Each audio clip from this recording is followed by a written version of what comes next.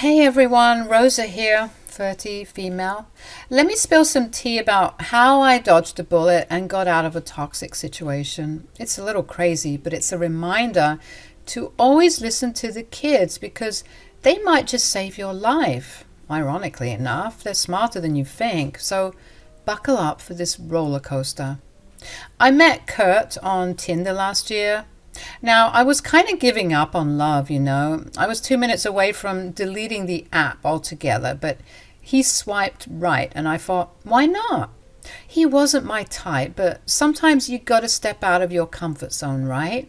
Well, that was a big mistake, let me tell you. We went on a few dates, and at first he was charming as heck, made me feel like I was the only girl in the world. Classic love bombing, the drill. But here's the kicker. 3 months in and he's already talking about marriage. Like, hold up, buddy. We just started dating. Can we slow down a bit? He had this whole spiel about us being made for each other and he couldn't live without me. Red flags, anyone? Stupidly, at the time, I was soaking it all in, thinking I was entering my soft girl era and finally getting the love and appreciation I deserved. Thanks, daddy issues. Little did I know a storm was brewing because this was all a part of his plan. Kurt was upfront about having a son and being a widower on his Tinder profile. Points for honesty. I guess the honesty drew me in because, a single dad does his best, not something you see every day. He kept talking about us being a big happy family, and I get it. He wanted a mother for his kid. At first, the love bombing seemed cute. Like I said, I was lapping it all up, but when he started pushing for marriage more and more, that's when the alarm bells started ringing. Like, why the rush, dude? Then came the manipulation tactics. Now, he was telling me I needed to get hitched ASAP because I'm pushing 30 and I was lacking a husband and a kid. I was ready to call him out on being a misogynistic jerk, but he pulled out the big guns talking about biological clocks and whatnot. A lot more women nowadays are struggling with conceiving because they're having babies later on in life. I'm just saying, if you want to be a mom, you have to consider that. I guess you make a valid point. And you can practice being a mom with my son. Think about it. He's already 16, but trust me, he can be a little bit of a stinker. What do you mean? Well, I suppose I shouldn't talk crap about my own son. Huge red flag, by the way. But I could describe him as manipulative. Manipulative? How? He's literally a kid. You don't know him like I do. He's manipulative and rebellious. I guess that's expected. He's 16 after all. You're not doing a good job selling this whole motherhood thing, hey? But don't you see? Taking care of Herbert is going to help you out a lot. Kids are always crazy and rebellious like that. So it's better if you handle it now with a kid who isn't in his terrible twos anymore. Yeah, he's a bit of a prick, but it's nowhere near as tough as dealing with a newborn. This'll be a good seg. Can you believe I actually fell for it? Kurt had this way of making it seem like I needed to experience parenting with his son Herbert before diving into the whole baby thing. He painted this picture of how tough it would be, and I bought it hook, line, and sinker. Despite my initial reservations, he kept pestering me until I caved. We'd only been officially together for about 6 months, and everyone around me was screaming, "Don't do it!" Friends, family, they all warned me. But call me love-struck or something, I was ready to cut off ties for this man. They were unsupportive, of course, but I just didn't care at the time. Our wedding day came and only a handful of my friends showed up. It was a bit sad, but I was convinced that marrying Kurt was the best decision ever. I also got a chance to properly get to know Herbert. He's a sweet kid, quiet, reserved, but sweet nonetheless. Our wedding day turned out pretty good, all things considered. I was quite happy about it all. Kurt and I had our honeymoon and we returned to his home where we found Herbert. But almost immediately I could tell something was off. When Kurt got home, instead of greeting and hugging his kid, he immediately started barking orders at him. Herbert, being the shy sheep he was, just complied. It just seemed like a loveless relationship, and I awkwardly tried to play it off sometimes. But when Kurt was being particularly bossy and pushy and mean, I would butt in. Big mistake. "Herb, get me a root beer." "Please." "What?" "I was just saying you could say please." "Don't tell me what to do." Whoa, take it easy. I was just saying, I've noticed you treat Herbert like he's your slave." "What did you just say to me?" I was just saying that I feel like, you could be a bit nicer to your kid is all." "Don't tell me how to parent my kid. He's not a slave, right, Herb?" "Right, Herb?" "Right. I'm not a slave." Come on, are you serious? "Say one more word. I dare you." I had to button my lip right then and there. I could now see the cracks in the relationship. He had never spoken to me like that before, and I was so shocked and low-key scared. This is how it went for about 2 months or so. I was a bit sheepish approaching Herbert because I wanted to check up on him and see how he was doing. So one day I went to Herb's room and knocked on the door. He reluctantly let me in, and I could tell he was super nervous trying to talk to me. But I was once a shy kid too, and I was determined to get to the bottom of his shyness and break him out of his shell. We had a little small talk. I was trying to get to know him better and ask him about his interests. I could tell that he appreciated the effort, and slowly but surely he started opening up. We spent the whole afternoon playing Mortal Kombat that day, and for the first time ever, I saw Herbert smiling. I could have sworn he even let out a chuckle or two, but maybe I'm reaching. I was really happy. It finally felt like I had an ally in this war zone I called home. You might have suspected it by now, but I was starting to resent Kurt and all the crap he was doing. He became the poster child for wife beaters, your typical emotionally unavailable drunk, always stumbling home and cursing at everyone and everything. A very angry man. I honestly felt a bit catfished. Not by looks, but by personality. He was such a sweet guy at first, and I knew that he could return to that if I just waited for him to get better. But yet again, that was a huge mistake. You see, folks, you can't wait for someone to do better. This was his plan all along, to lure me in and give me a false sense of security so that he could spread his abusiveness. It was sick, and I never expected myself to be in such a situation. And of course, I thought about ending things, on many occasions even, but I couldn't just leave, Things were different now. We were married, and getting a divorce, especially with a man like Kurt, can be very ugly. Plus, I couldn't bear the thought of leaving Herb behind to deal with all that drama. I felt really stuck. One day, I mustered the courage to talk to Herb about some things that were a bit more serious. I was hoping that I could get some incriminating evidence because I couldn't really sue the man for yelling at me and being a bit verbally abusive. I could, but do you really think the justice system would tend to a case like that? So I put on my big girl panties and got to work trying to get Herb to open up to me. "Hey, Herb." "Oh, hey, Rosa. How are you?"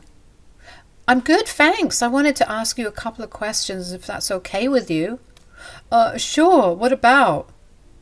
"I just wanted to talk about your father." "Oh, I don't want to talk about him." "Why not?" "Well, he's just... Suddenly we heard Kurt yelling from behind us, asking us what we were doing and what we were talking about. We both quickly told him it was nothing, and Herb ran to his room, leaving me to deal with Kurt. Thanks, buddy. Kurt was fuming, getting really close and trying to intimidate me. I was a bit scared, but I was also shocked. Like, who do you think you're stepping up to? It was a bit challenging and bold, I'll admit. I didn't know where that strength came from, but I guess you could say I was just tired of the BS. "What the hell do you think you're doing?" "I'm not doing anything." You think you can come here and turn my son against me, huh? I don't know. Do I need to? Excuse me? I'm just saying, with the way that you treat this kid, I wouldn't be surprised if he's already contacted the authorities. Immediately, when I mentioned the cops, Kurt kind of just turned pale and shriveled up a bit. He didn't look so big and scary now. If anything, he was the one who was looking scared. He was backing off, and I knew I hit a sore spot. I didn't know why the cops were such a sore subject for him, but clearly it was. I knew I had a new weapon in my arsenal, and I had to dig a little deeper to find out why Kurt was so triggered by this. Kurt kind of left me alone for a bit after that, still feeling a bit sheepish, I guess. But slowly but surely, as the days went by, he was back to his normal self, being loud, annoying, and mean. About 3 months into being married, Herb actually surprised me because he approached me. Normally, I would be the one asking if we could talk or hang out, but now he was initiating it first. That was great. I was getting through that shell, and I was determined to keep pushing till I found gold, or in this case, dirt. Dirt on his greasy little father. Hey, Rosa, can I talk to you? Sure, buddy, what's up? Well, you know how you asked me about my dad some time ago? I think I might be ready to open up. Oh, really? That's great. Tell me everything. Yeah, Herb, tell us everything. It was like he was Batman or something. Why was he always there, and why was he always in the middle of a breakthrough? We had been had, and Herb looked like he was crapping bricks. He was now stuttering, and I felt like crap because I didn't want to get Herb in trouble, especially now that he was getting ready to open up to me. Kurt started yelling and cursing at Herb, and I could physically see Herb shutting down again. Oh no, all of my hard work of getting him to open up was fading away right before my eyes. Kurt was a real piece of work, I tell you, making his kid feel so small and inferior like that. I had to step in, so I started yelling back at Kurt, telling him to leave Herb alone. Kurt and Herb were surprised by this. I guess they weren't used to Kurt being challenged, and this gave Herb a chance to leave and Kurt to direct his anger at me. What the hell do you think you're doing? I'm talking to my stepson. You think you're so slick, huh? You think you can just waltz in here and poison my son? What game are you playing at? I could ask you the same thing, buddy. Watch who you're talking to. You watch who you're talking to. You can't speak to me that way. Or what? Or I'll call the cops. Yet again, Kurt was cowering at the mention of the police. Very interesting. I was convinced at this point that he had a bad run-in with the law at some point in his life. He'd obviously never opened up to me about that, which is why Herb was the key to getting to the bottom of this. Kurt stomped away, cursing under his breath to hide his embarrassment. And I knew that under all of that aggression and anger, he was just a scared, insecure little boy. Still, it didn't mean that he could walk around and bully everyone he came across. I had to strike while the iron was hot, and I had to get Herb to open up to me because I was convinced that Kurt was a really, really bad guy. Another month had gone by, and during that time I wasn't pressuring Herb into anything. I genuinely wanted to hang out with him and continue to get to know him better, and he was becoming quite a smiley and happy person because of this. Of course, Kurt wasn't having any of it. He just thrived off of being miserable, I guess, and it was so annoying, like, leave the kid alone. One day I had had enough, so I decided to crush some sleeping pills in his whiskey, and I told Herb that he and I would go out for some boba tea. Kurt was none the wiser, thank God, and he slept the afternoon away like a dead person. Herb also didn't suspect anything. I mean, I couldn't tell the kid that I drugged his dad.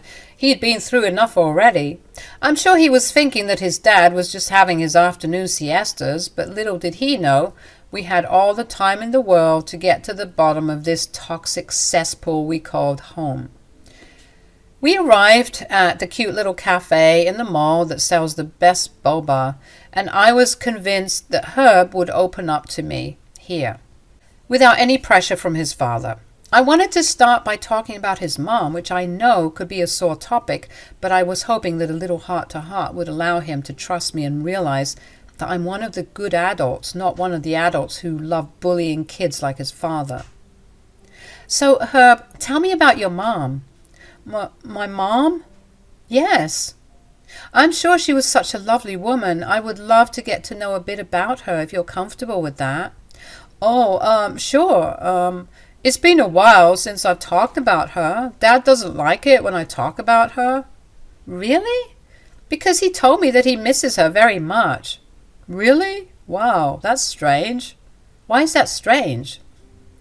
Because he hasn't spoken about her in years. I mean, just ever since Mom died, he's been really, really bad. He was always like this, but it got worse after she died. He's always been like this? Yeah, I don't remember much because I was like 9 or 10, but he didn't really like my mom. Hey, what would he do? Honestly, she was kind of like you. She was always challenging him and fighting back, and then the night when she died, oh God. It's okay if you don't want to talk about it, sweetie. I can see you choking up. No, I need to get this out. It's been so long, and I'm tired of carrying this weight on my shoulders. There's something I should tell you. What's going on? The night my mom died, they got into a huge fight. She had sent me to my room because she didn't want me to see what was happening. I tried to go to sleep, and I guess eventually I did, because when I woke up in the morning, my dad told me that she had died. What?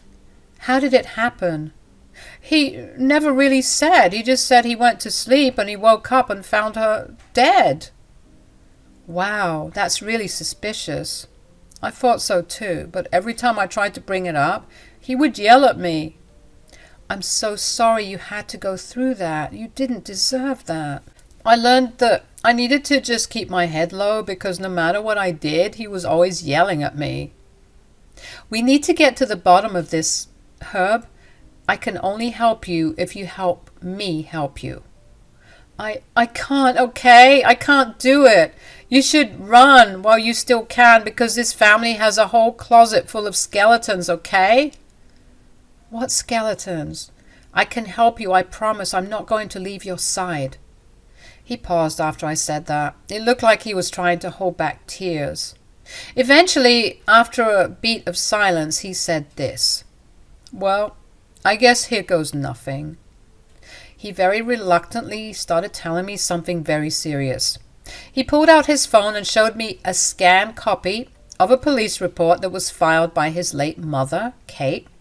It was detailing a domestic violence dispute that they had, and once I saw it, my jaw dropped.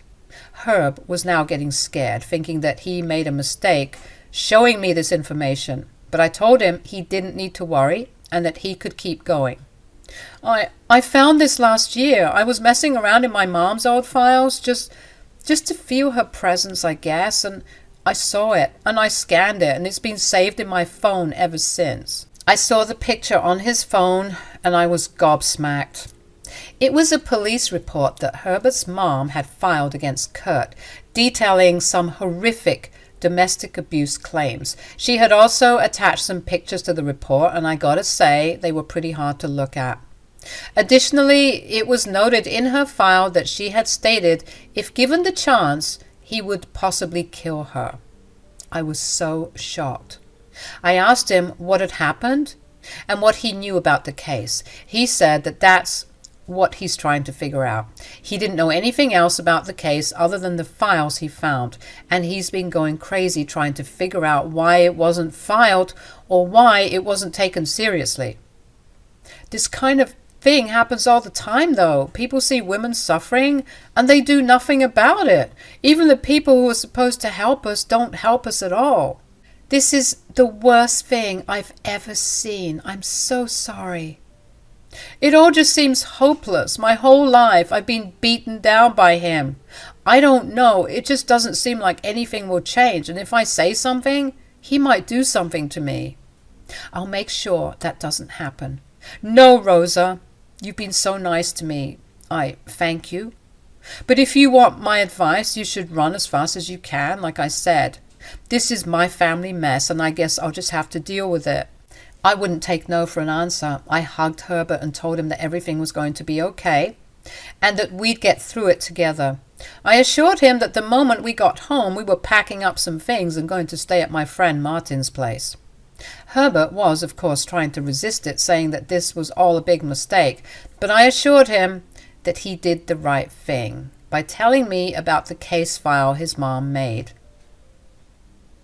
When we got home, we saw that Kurt was still passed out, so we hurriedly got some stuff and went our merry way to my friend Martin's to get away from Kurt's crazy ass. Herbert and I went to the police station shortly after we got a bit settled at my friend's place. I told them everything Herbert had told me, showed them the proof, and requested a psychologist to check up on Herbert because he had been through a lot. I was so relieved to hear the police saying that they would look into the case.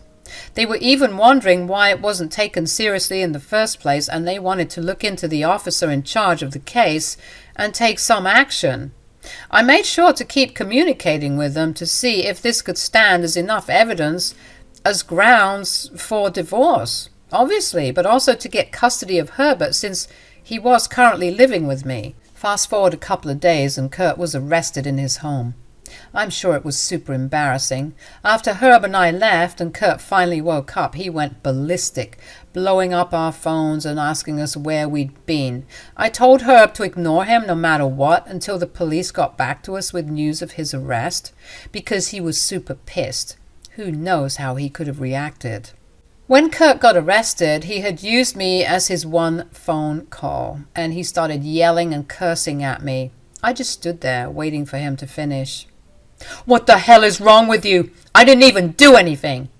"Yes, you did. You abused your wife horrifically, and you're probably responsible for her death." "You sound like a crazy person, Rosa. I knew I never should have trusted you." "Oh, please, you're not fooling me with that bullcrap." "This is going to ruin me, Rosa. I'll never recover from this." "Good. I hope you never do. Your wife's death was suspicious, and you don't seem to want to help with filling in the blanks with her mysterious death. So, seems like you'll be spending a lot of time there until you feel like fessing up. You're a monster, and I hope you rot there for the rest of your life. You didn't deserve her, and you don't deserve Herb. You'll pay for this." "Actually, it's you who's going to be paying. Me, alimony, when I officially divorce your abusive behind." I cut the call as he was ranting and yelling, and I looked over at Herb, who heard the whole thing, and for the first time in what felt like forever, I saw Herb let out a big sigh, and his shoulders slumped in relief. I knew that we were well on our way to healing. Hey you guys, Cheryl here, 27, female. Let's go into this mess. So about 6 years ago, I decided it was time for a change. So I packed up my crap from Scotland and I landed in Texas, ready to explore my new stomping grounds. I'm a sucker for good pasta, and Benji's, a bistro not too far from my place, became my go-to spot. Now, usual hostess, Geneva, was missing in action one day. I heard she was sick or something, but stepping in to take orders and help manage the place was her son, Tobias. Now, let me tell you, I was blushing like a schoolgirl. Tobias was a sight for sore eyes, and as a bonus, he could cook up a storm. He seemed to be checking on my table a bit more often than necessary, and, well, I wasn't complaining. Seemed like he was feeling the connection too. When it was time to settle the bill, I thought, why not be bold? So I slipped my number into the bill book, hoping he'd notice. I left, fingers crossed, and for a couple of days it was crickets. I was almost ready to call it quits and move on with my life. But not long after, Tobias texted me. Apparently, he was caught up taking care of Geneva, and that's why he responded a bit late. I was over the moon. I really liked this guy and was curious to see where things could go. Love at first sight? Maybe not, but Tobias made me believe in possibilities. I was practically living at Benji's by then, just to catch a glimpse of Tobias. The funny thing was that Tobias started pulling extra shifts even when Geneva was back and feeling fine. Suspicion alert.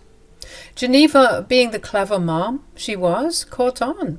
She'd often tease us, making jokes and playing matchmaker whenever she saw a bit of flirting going on. It felt like I was in some adorable rom-com, and trust me, Texas sunshine beats the drab Scottish weather any day. Life was good, and I was glad. You two are just the cutest, Tobias. When are you going to take this lovely girl on a date? Mom, please. Yeah, Tobias, when are you going to take me out? See, soon enough, if I'm lucky. I'm going to hear little pitter-patters all over these floors. Not soon enough. Geneva, Tobias, and I were practically becoming a trio. Sometimes I even helped out at the bistro when they were short-staffed. Life was sailing smoothly, and I couldn't have asked for anything better.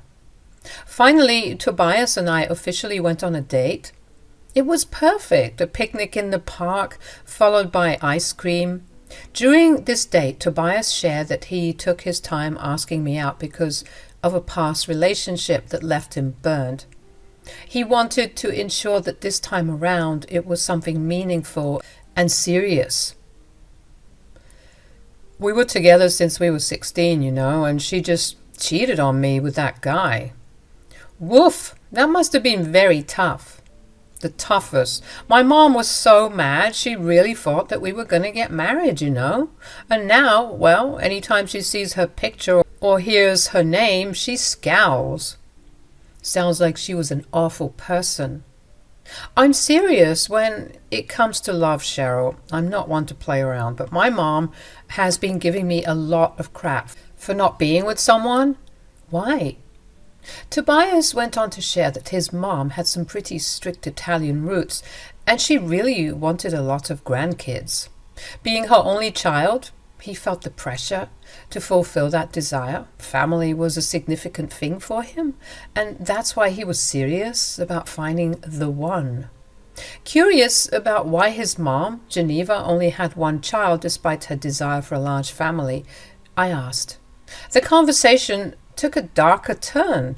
Tobias revealed that his mom had faced significant challenges. She had gone through about 7 miscarriages before finally having Tobias. The doctors informed her about fertility issues and advised against having more children. It was indeed a tough situation. That's why she's always on my case about getting settled down. I'm 24. My dad was married by the time he was 22. Damn. But I told her that this was my life and that I had to go according to my schedule, Can't live the rest of my life regretting a decision I made when I was so young. We had been dating for 5 years, and that's when Tobias decided to pop the question.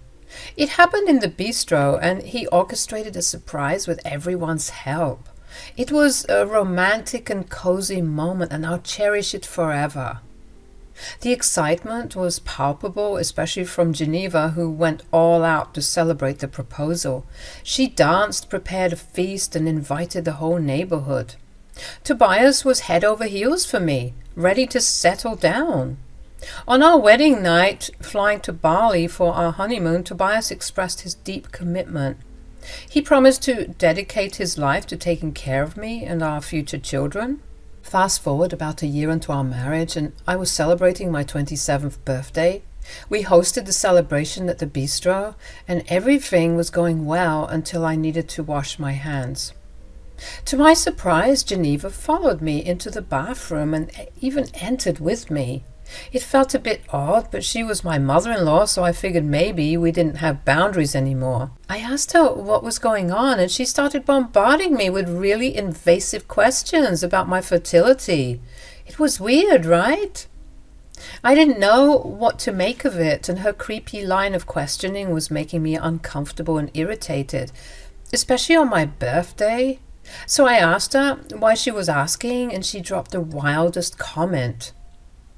Well, it's just that Toby hasn't told me of any pregnancy news yet, and I was wondering when you two would, get to it.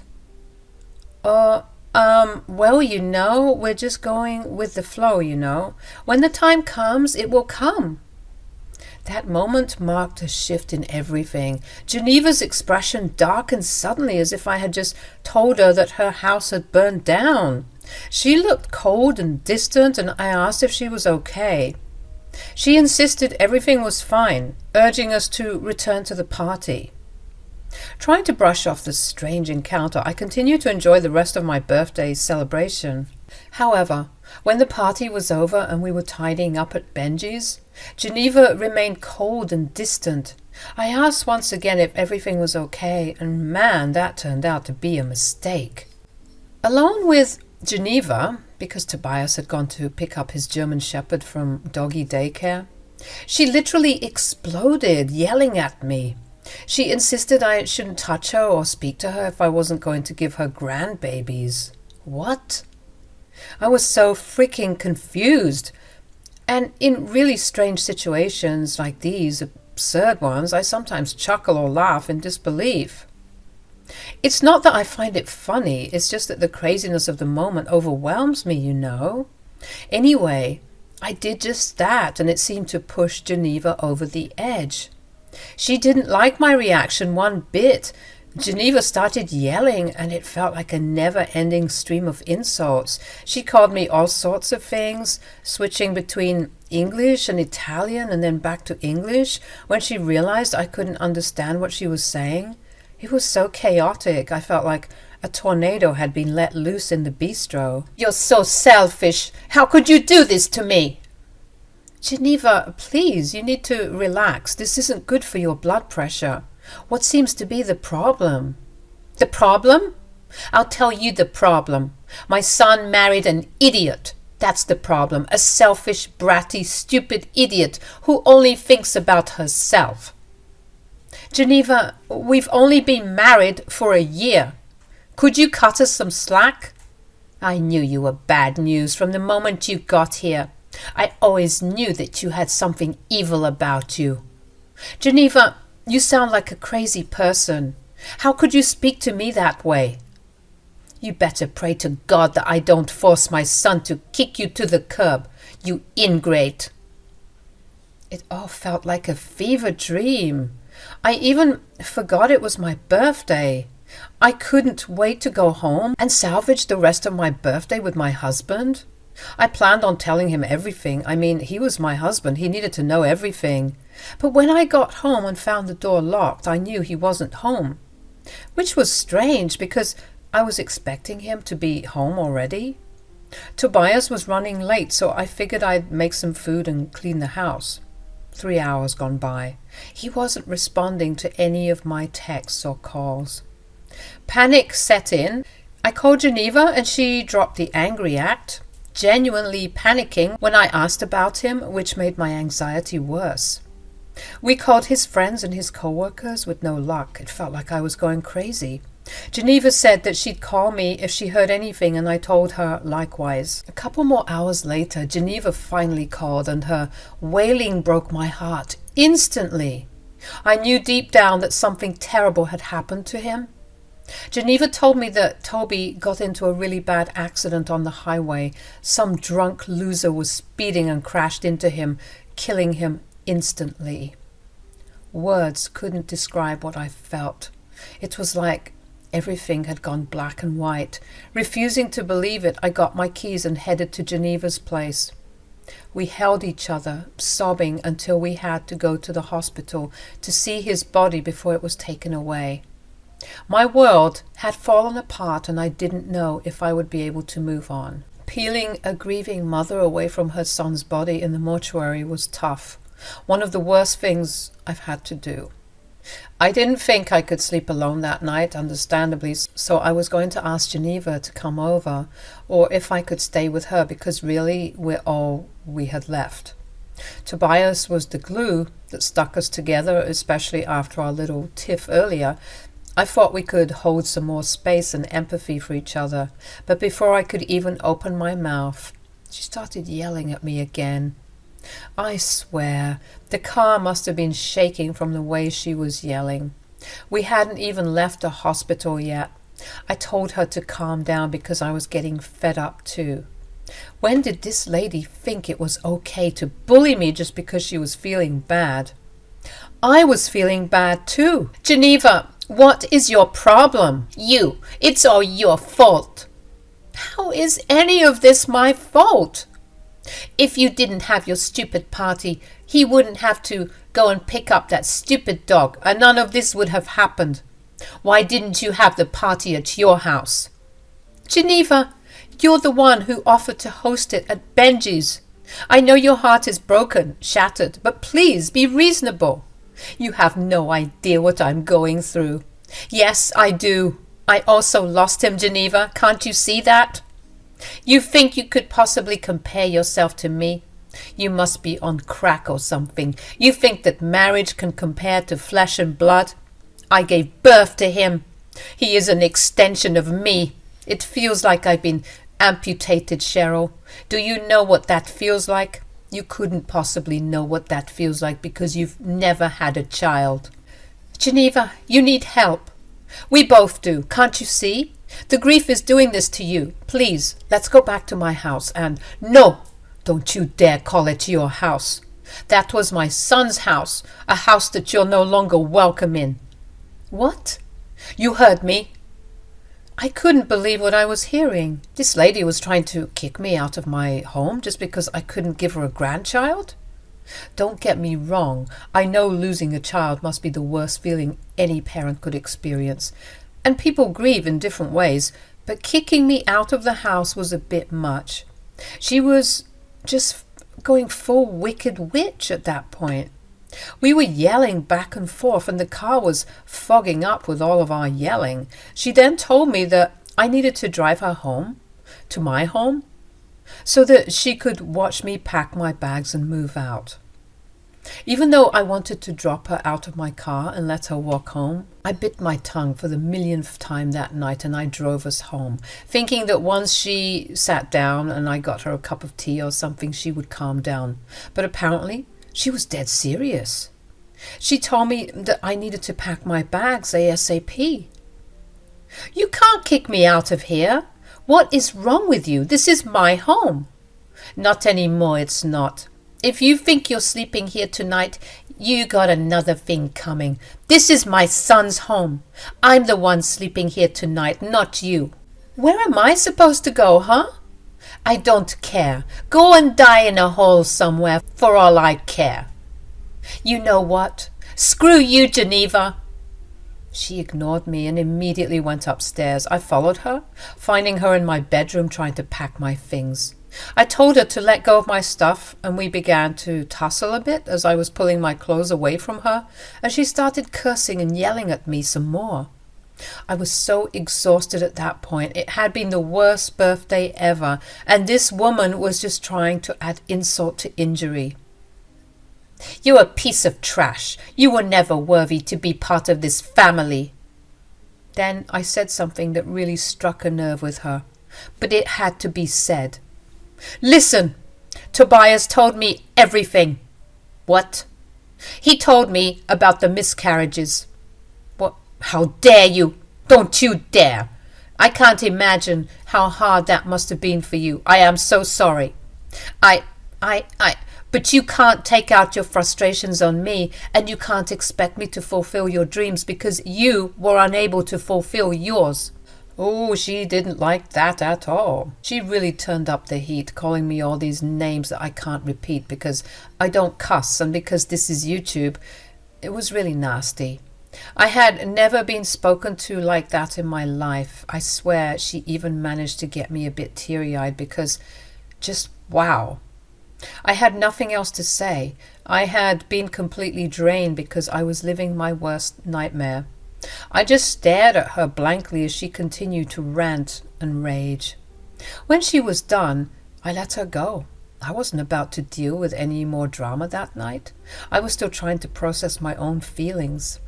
So I went downstairs and poured myself a glass of wine while I heard my mother-in-law angrily cursing and packing my things out of sheer spite.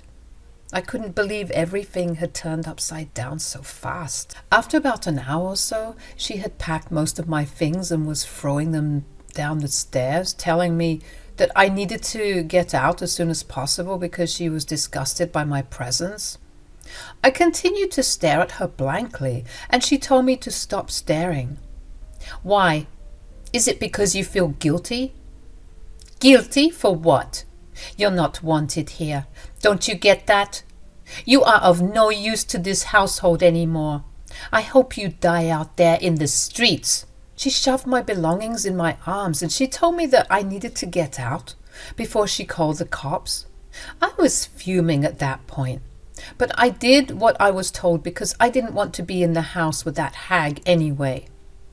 I had to awkwardly call up one of the nicer workers at the bistro and ask if they could accommodate me for the time being. She had always been a sweetheart, and she was just as crushed when we had texted the staff in the WhatsApp group with the news. And she said she was more than happy to take me in. I was so grateful because this girl didn't owe me anything. If anything, she had every right to report back to her boss since her loyalties lay with her, but she was a good Samaritan and I'll forever be indebted to her. I was so hurt and angry with my mother-in-law. I couldn't believe she did what she did. I spent the next couple of days crying myself to sleep. The tears just wouldn't stop. Geneva didn't reach out, and neither did I. I felt like I was owed an apology, but I knew that Geneva wouldn't budge. I was just waiting to hear about the funeral details so that I could pay my respects to my husband and mourn him properly. The funeral was the longest day of my life. It was so hard trying to keep it all together and also battle my mother-in-law, who insisted that I shouldn't even attend the funeral. I mean, could you imagine? Luckily, a lot of friends and family were against it, wondering why she was being so cruel. Many of them didn't know that she hated me and kicked me out of the house. I figured that it wasn't the time or the place to let them know just how awful she was, and I guess she was too scared to face the heat. So she agreed to let me pay my respects, but she wasn't happy one bit. I had managed to get into a motel that I was going to hole up in for a while. I didn't want to overstay my welcome at my friend's place, so I did just that. 1 week after being kicked out of the house, I woke up with the sudden urge to puke. Now, let me tell you, I have the gut of a goat. I never throw up, even when I'm really ill. So imagine my surprise when I found myself hunched over the toilet and emptying the contents of my stomach as if I drank way too much at a frat party. It was insane. But then something told me that I was pregnant. I laughed it off, but I thought, what if? So I went to the nearby pharmacy, bought 4 different pregnancy tests and went back to the motel. I peed on all of the sticks and waited for the results, and wouldn't you know it, I was pregnant. All of them said positive, and I was immediately hit with a crap ton of emotions. I'm sure the other motel residents could hear me crying and sobbing and laughing and crying some more. They probably thought I was a crazy woman, but I didn't care. I was pregnant. But I couldn't share this news with the most important person in my life, and my heart was swelling yet breaking at the same time. 3 months went by and I was definitely showing. It was all so surreal. I should have been glowing, and I was, don't get me wrong, but I would be lying if I said my glow would sometimes fade on those particularly hard days. I was doing this crap all by myself with no support, and with a broken heart. I was taking it day by day, trying to cope with everything as well as get myself back on my feet. And let's just say, I was doing pretty well for myself. You see, I was doing some journalism work as well as graphic design to pay the bills. I found a cute little apartment that was already in the works of getting some stuff together for my baby. I was set to have a boy, and I couldn't have been happier. I was in Walmart shopping for some groceries, and that's when I saw her. It was Geneva. She had also seen me, and we were locking eyes. Then she looked down and saw my belly, and she started marching towards me. When she got up to me, she said, "Really? Already? You secretly wanted him dead, didn't you? You're such a... It's his baby." What? "I found out 1 week after you... Well, yeah." Geneva's face started to crumple and she looked like she had made the biggest mistake of her life. She went in to touch my belly, trying to smile and stop herself from crying in Walmart. But I moved away, getting the attention of some passerby who were probably wondering what was going on between us. Geneva looked hurt, like she was the one who had to suffer the wrath of a crazy woman. Insane. She started begging and pleading for me to come back into her life, saying that this would change everything. I scoffed at her and told her that she didn't even have the decency to apologize for what she did. Geneva tried to play it off like she didn't try to ruin my life, saying that it was in the past and she couldn't admit that she was being a bit overdramatic at times. But that's just because she was grieving. I reminded her that she kicked me out of my home with no plan in the middle of the night, all because I couldn't give her a grandchild. "But look, now you can! You must be crazy if you think I'm letting you anywhere near my son." "Son? It's a boy?" "Yep, and you'll never see him." "You can't do that. I'll sue." "Good luck with that. I'll just tell them how crazy you are. And they'll believe me. I mean, just look at you. Look at the attention you're drawing to yourself." She looked around and noticed the stares growing. Taking a proper look at her, she looked like she hadn't showered since the last time I saw her. Her hair was a bit frazzled and she had these crazy eyes. "I don't care if they're looking. You can't keep my grandchild away from me." "Yes, I can, and I will.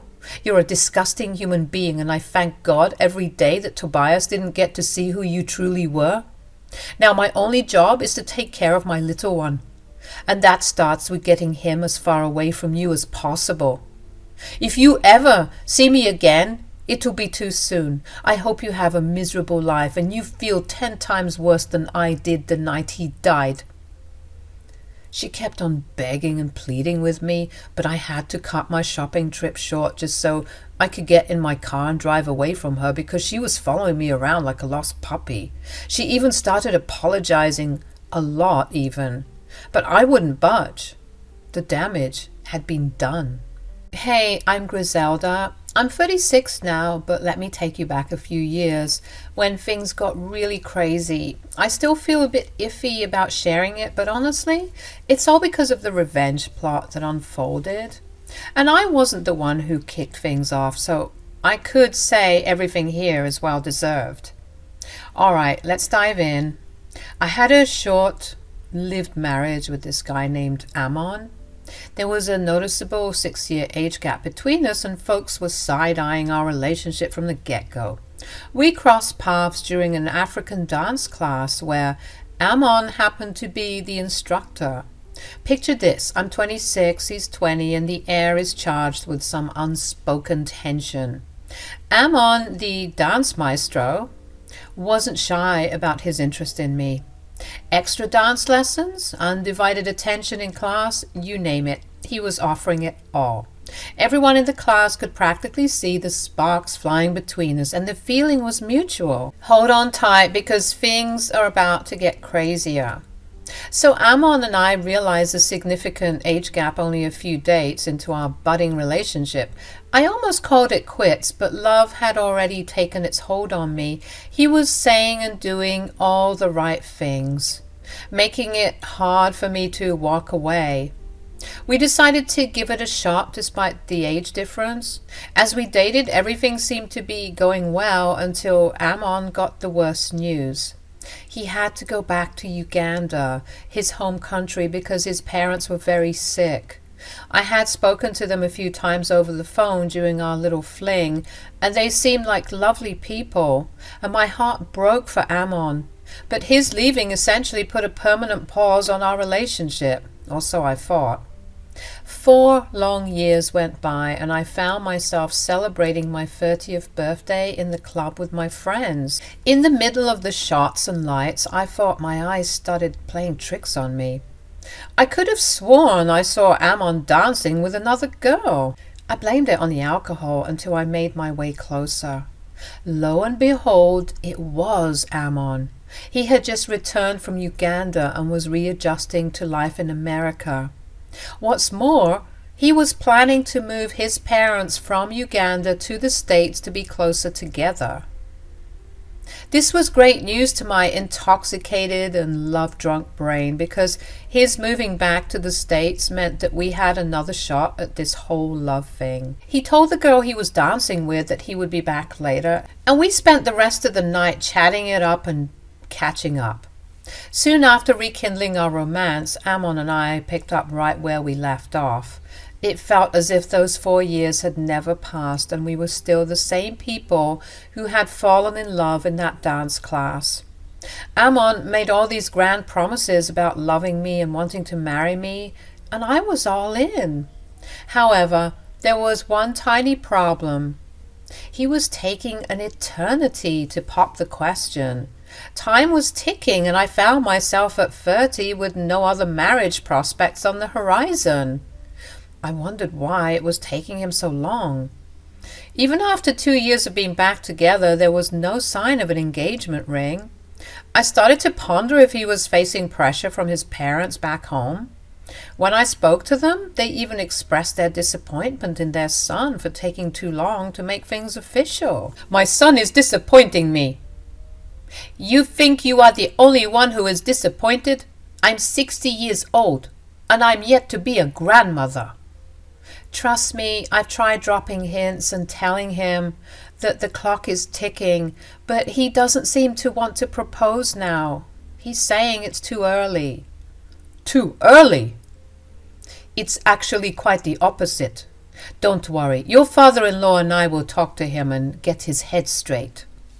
Father-in-law? Yes, and you can call me Ma too. You're already our daughter, our sweet Griselda. Don't worry. Ammon will propose, and if he won't, I'll just have to fly that side and force him to do it. Oh, Achin, you're too funny. Don't call me that. Call me Ma. And I'm being serious. Don't worry.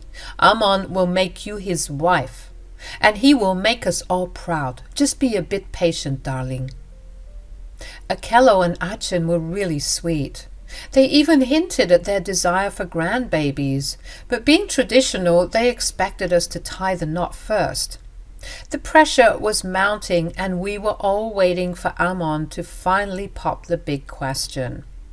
However, 3 more years rolled by, and I had reached my breaking point. I couldn't take it any longer. So I straight up asked him if he was serious about wanting to marry me. All he had to offer were excuses. "Babe, you know I don't have money right now. Let me make some money. And I'll give you the best wedding you could ever dream of. I promise it will be worth the wait." You've been saying this for 5 years now. I'm fed up. If you won't marry me, I know someone else will. Don't say things like that, babe. I know you're angry. Please be a bit more patient with me. I've been patient with you. We all have. Haven't your parents talked to you about it all? Trust me, they won't stop blowing up my phone. You see, all of my friends are married with kids. I'm the only one left behind. Just give me some more time, okay? I promise it will all be worth it in the end. As I approached my 36th birthday, I made a promise to myself. If Ammon hadn't popped the question by then, I'd leave. For good.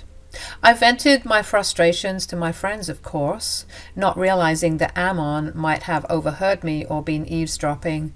Lo and behold, not long after venting my ultimatum to my friends, he decided to finally propose. Interesting. The proposal itself was quite basic, certainly not worth all those years of waiting.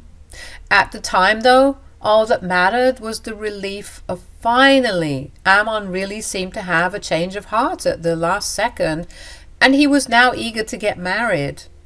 A full 180 if you ask me.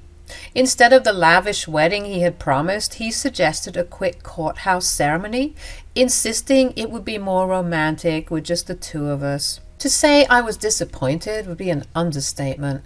I never saw that coming. You made me wait all these years for a courthouse wedding? You can't be serious. It's just for now, babe. You'll have a proper celebration in the future. I just can't wait to officially be married to you, that's all.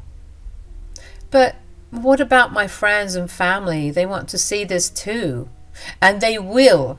Once we get settled down and once my parents are able to live here for good, we'll have the biggest wedding celebration this country has ever seen.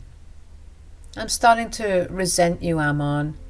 And I'll work every single day for the rest of my life to get you to trust me again. But please, let's do this now. I love you, and I can't spend another day not calling you my wife. So we went through with the courthouse wedding, and as expected, it was as lifeless and soulless as I had imagined. Amon seemed to be the only one excited while I stood there waiting for it to be over. Amon saw just how unhappy I was and decided to make it up to me.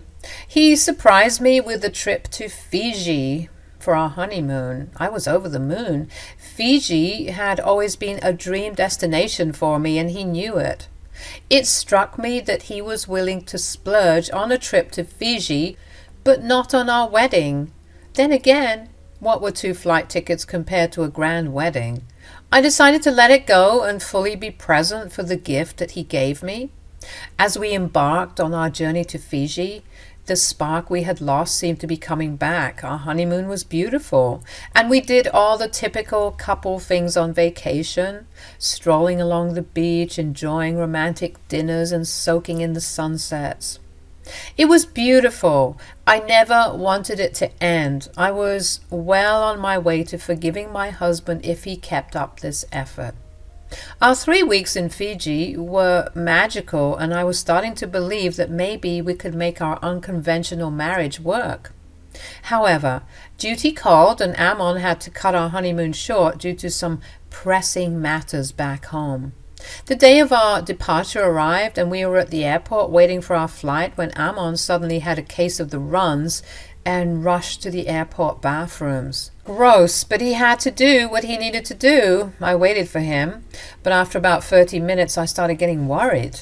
I began frantically searching for him, realizing that we might miss our flight because he was nowhere to be found. I asked the men entering and exiting the bathroom if they had seen an African guy wearing all black in the stalls, but no one had any information.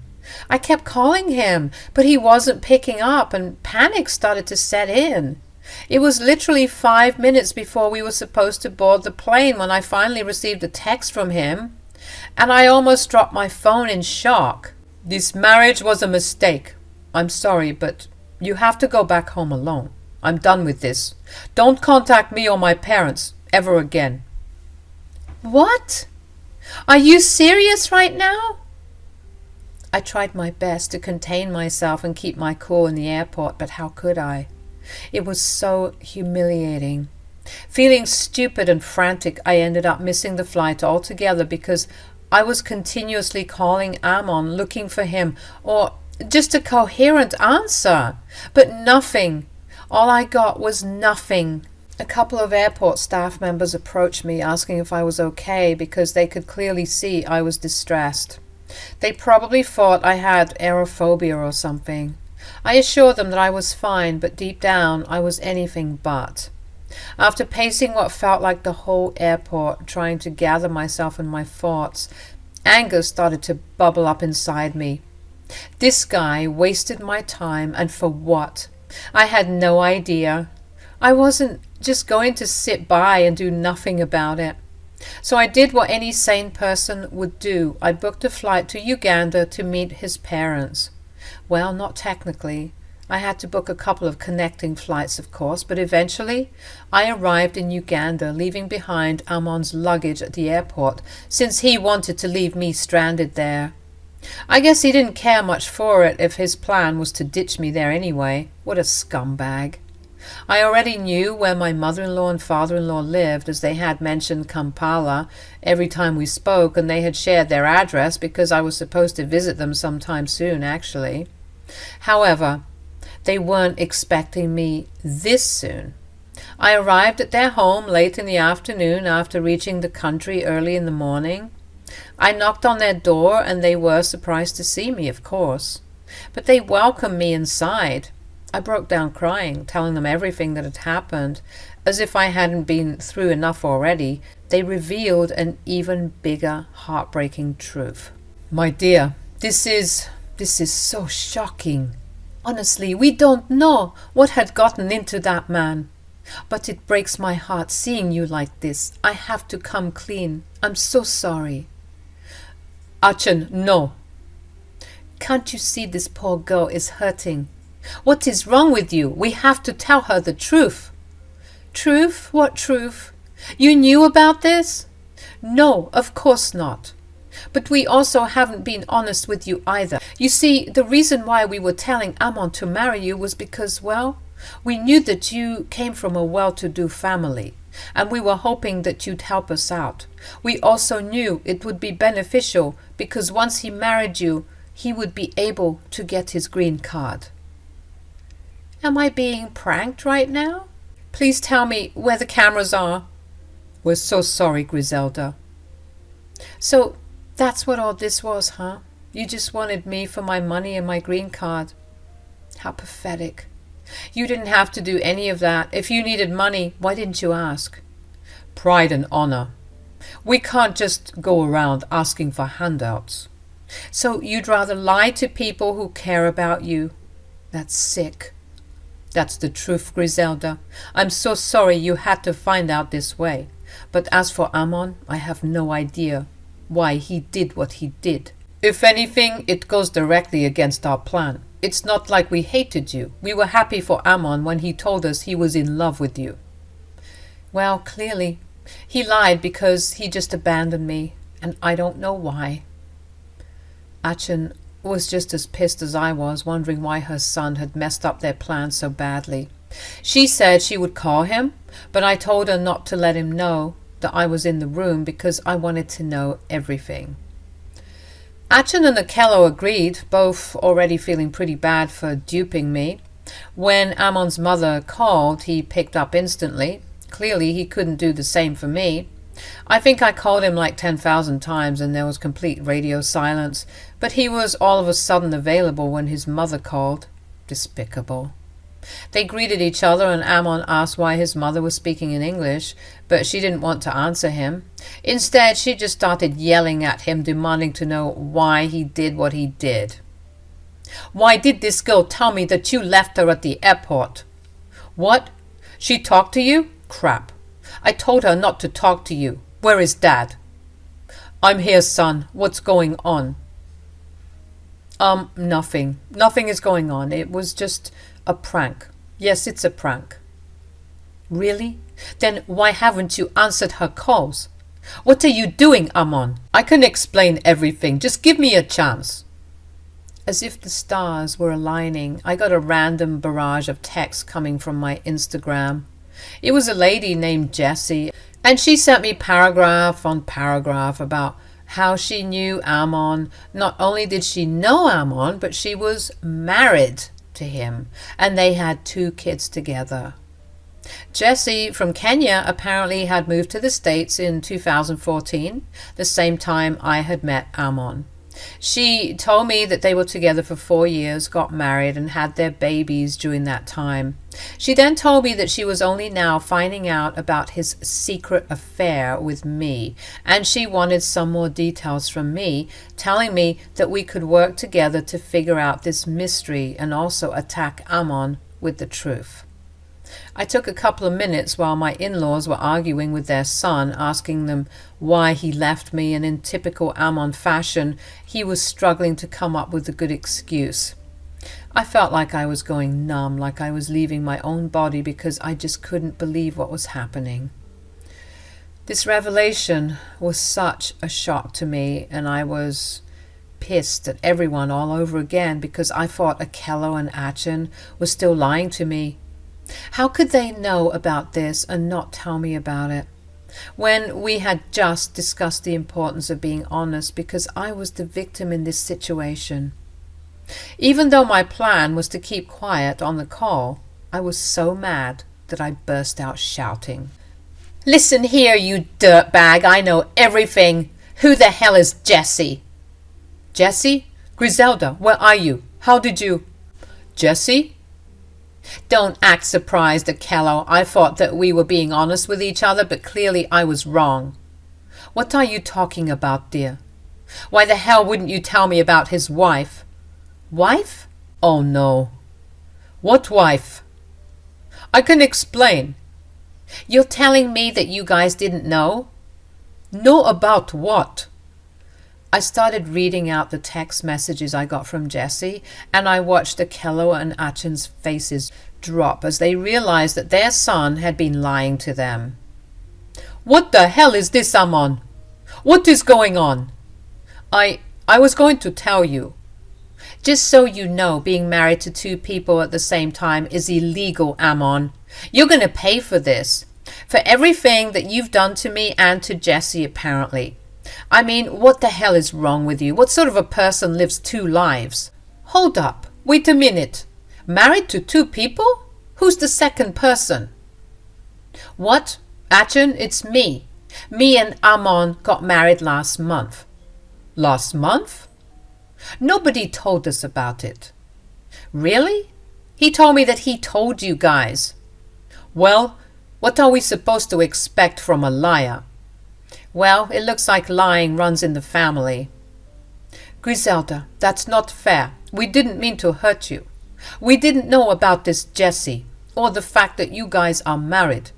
Amon, why didn't you tell us? What happened to the plan? And who is this Jesse? You were married for 4 years and you didn't tell us? And I don't see why you wouldn't. You were literally here in Uganda taking care of your sick parents and... Sick? Who was sick? Oh, great. So you lied about that too. Why am I not surprised? You should get an Emmy or something. What is this about sick parents? Your lovely son over here told me that he had to leave America to come and take care of the both of you, and that's why he was gone for 4 years. So not only did you lie to us, but you included us in your other lies. You wished sickness upon us. Your own parents. Guys, please calm down. I can explain everything. Like hell you will. You will book a flight right this instant and tell us why you did this foolishness. Don't bother. I'm going to go home and I'm going to report your sick son for all the crap that he has done. I should report you two as well, but honestly, I don't feel like going through all the trouble, with this being an international case, so I'll settle for this instead. See you both in hell. And Amon. Yes? See you in court. I had to push past both Akello and Achin because they were begging and pleading with me, telling me that I needed to forgive them, but I was so angry. It was all too much happening at once. I stayed in the hotel room that night crying the night away, asking God why it had to be me. The next morning, I was on my flight back to Florida, trying to pick up the pieces, but everything felt so empty. Amon's phone apparently started working again because he was calling my phone non-stop. Obviously, I ignored every call. I couldn't deal with the lies and the pain anymore. I had left Jessie on read, forgetting to get back to her, but also not being in the right headspace to do so. I told Jessie everything about the green card, about the honeymoon, and how he had disappeared for those 4 years. Jessie got back to me almost instantly, telling me that he was still in America during those 4 years, but he was in Colorado instead of Florida. All the while, Amon hadn't stopped calling me. I was getting sick of him calling, so I picked up the phone and said, What? What could you possibly want from me now? You ruined my life. Please, you have to listen to me. I don't have to do anything. You're a scumbag, and like I said before, I'll see you in court. You can't do this. They'll take away everything I've made for myself. My kids, what about my kids? Screw those kids. You couldn't even give me any children, yet you are walking around town with 2 kids to your name. You're twisted. Please, Griselda, you have to help me. My parents are saying they're going to disown me. They don't want to be associated with the case. Oh, how lovely. That means no one is going to be associated with your lying behind, including those kids who deserve a way better father than you could ever be. Please don't do this. Please, can I come over? I'll explain everything. Why don't you explain everything to your kids so that they can see just how worthless you are? Listen here and listen well. If you call me again, I'm going to add harassment as another complaint in this case. Got it? You've wasted basically 10 years of my life. And you think I'm going to let you get away with it? I'm going to sue you for every penny you have before they ship you back to Uganda. Now don't call me again. I hung up the phone, but of course Amon kept calling and texting, begging me for mercy because he didn't want to lose his kids. He should have thought about that before getting married to 2 people and trying to live a double life. I'm currently waiting for my case to be dealt with, and I'm suing him for bigamy, loss of enjoyment of life, as well as harassment. I'm going to get paid because I deserve this compensation. Me and Jesse are even planning on meeting up so that we can discuss our lawsuits together. It's been weird, but I'm low-key bonding with this girl, even though I should hate her in theory. I guess misery loves company, and who better to lick my wounds than someone who's going through exactly what I'm going through. She even has it worse because she has 2 kids she has to break the news to. Woof, I would hate to be in her shoes. According to Achin and Akello, they're very serious about not wanting to contact their son, saying that he has brought shame to their family and that welcoming him home will be embarrassing because apparently word of this has traveled fast in Kampala, with people staring at Akello and Achin when they're walking about town. Serves them right as well, because they weren't completely innocent in all of this. Hello guys. I had a psycho mother-in-law, Ali, who I would like to talk about today. Hold on tight because this is somewhat of a roller coaster story. To be honest, I hadn't meticulously planned my revenge against my horrible mother-in-law. I would say that I made some snap decisions and it all ended up playing in my favor. Not to mention that Ali shot herself in the foot and it was more or less karma delivering revenge on my behalf. Anyway, onto the story we go. My husband, Zane, is a single child. He grew up in a rather loving, trouble-free household where both parents had a great relationship. He loved both his parents equally too, since his home life had been drama-free. I did find this very sweet in the beginning, but things took a turn for the worse once I realized that his mother absolutely hated me. She was the "you're taking my baby away" kind of mother who hated every girl he brought home. I tried my best to make her warm up to me, but she made it clear that we were enemies. Whatever, guys. I'm not someone who runs behind someone like a lovesick puppy just to get their approval. That's not me. So I maintained my distance and tried to be civil to Ali. No matter how badly my mother-in-law treated me, I didn't raise my voice at her or call her names. I knew my husband was attached to her and I didn't want to mess that up for him. On the positive side, his father, Taylor, is a really good man and welcomed me into the family with open arms. He was often my supporter and shut Ali down whenever she was mean to me. Maybe that's why I did what I did. Anyway, now my mother-in-law always did the usual routine of how Zane deserved better and I was a bad wife. But the incident that changed it all for us was when I was out for lunch with a cousin of mine. I saw Ali out with a strange man and somehow she was too cozy with him. Sorry, I'm just being nice, guys. Ali was downright being inappropriate. I was in shock and decided to take some quick pictures just in case. Then I got back to my food hoping Ali wouldn't see me and create drama. Oh boy, was I wrong. After a few minutes, she was standing at my table with the most disgusted expression on her face. She pointed a finger at me and said, "I knew it. I always knew you were nothing but a cheap woman." What on earth are you talking about, Allie? What do you think I'm talking about? How can you be so shameless, June? Have you no respect for my son? I really don't understand what is going on here. What are you saying, Allie? I'm talking about the fact that you are cheating on my son with this man here. I was stunned to know that Allie was literally accusing me of cheating when she was the one kissing a strange man.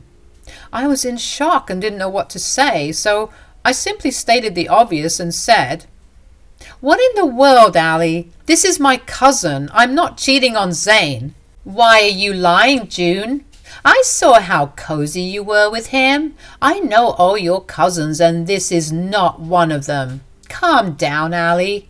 You are overreacting and misunderstanding everything. I am telling you, this is my cousin. Stop making a scene. Everyone is looking. Let them look. Let them see what a cheap little girl you are. I always knew you were not good enough for my son. You're just a cheater. Just wait. I'll tell my son right now and show him the pictures. I will make him leave you for good." Allie stormed out of the cafe and went to her car. My cousin and I were too stunned to speak at all. I was so embarrassed that I ended our lunch there and drove to a different location. We had a good laugh about it then, and I didn't worry because Zane knew my cousin very well. He would set my mother-in-law straight. When I finally went home, I was greeted by a lot of shouting. I noticed Taylor's car in our driveway, so I knew Allie had called everyone to expose my loose character. I heard the shouting even before I saw the faces. My mother-in-law was screaming like a banshee, while Zane said, "Calm down, Mom. You're being ridiculous. My wife isn't cheating on me. That is not true." "I saw it with my own eyes, Zane. Why don't you believe me? You need to leave her. No one should stay with cheating women. They don't deserve a second chance. Once a cheater, always a cheater." I think we should just hear June's story too, before jumping to conclusions. Thank you for saying that, Taylor. I tried to tell Allie what was going on, but she wouldn't believe me. All three turned to me, but the expression on Allie's face was pure poison. She got into my face and started to scream at me about what a horrible woman I was. I was called a lot of colorful names that I will not repeat here, but you get the picture. Allie was adamant that I was cheating, and she was going to make everyone believe her. She even pulled out her phone to show them some pictures she took of me. She said, "You see this, Zane? I told you June is cheating on you. It is time for a divorce, son. You deserve better than this." "Mom, I told you she went out with her cousin. The pictures prove nothing but the fact that I was right. That is her cousin." "Oh my God, Zane, are you lying to us to cover up your wife's affair? I know all of Allie's cousins, and he isn't one of them." "You don't know all of them, Allie. This cousin of mine lives abroad and couldn't make it to my wedding. Now he is in town visiting his in-laws who live here. His wife didn't join because she got sick from food poisoning." "Lies, they are all lies." "She is not lying, Mom. It's true. He is her cousin." Zane then proceeded to explain to his psycho mother that the man was indeed my cousin. I was so insulted by the way Allie talked to me and called me names that I didn't even want to see her face anymore. I was super angry. I stood there fuming and thinking if I should ask her questions about her whereabouts at the cafe. My decision was made when Allie understood that she was wrong but refused to apologize. The conversation went like this. "I strongly believe that June deserves an apology from you, Allie. What you did was not okay." "I agree with that too, Mom. You took things too far. This was really uncalled for. My wife had done nothing wrong, but you accused her of something horrible." "Why should I apologize? She shouldn't be that close to her cousin anyway. Besides, women like her will cheat one day or another. I won't apologize to her for looking out for my son. Don't keep any expectations, June. I don't expect you to say sorry to me, but I do have a question for you, Allie. What were you doing there? I watched the way Allie looked a little panicked when I asked her about her whereabouts. The shift in her expression was obvious, although she tried her best to hide her nervousness. But she started to wring her hands and looked anywhere but at us. Tyler picked up on my question and actually looked confused too. He looked at Allie and said, "Yes, even I have some question. You weren't supposed to be near the cafe where you saw June. What were you doing there?" Well, I was there with my female friend because she wanted to grab lunch as well. That's why I was at the cafe." "That is rather odd, Allie. I did see you at the cafe, you know. And there was no woman with you. In fact, there was a man with you I didn't recognize." Allie's face went as white as a ghost when I said that. She was now visibly shaking since all eyes were on her. I noticed how Tyler raised his brows to his head and looked really shocked by the revelation. He looked at Allie and said, "What is she talking about, Allie?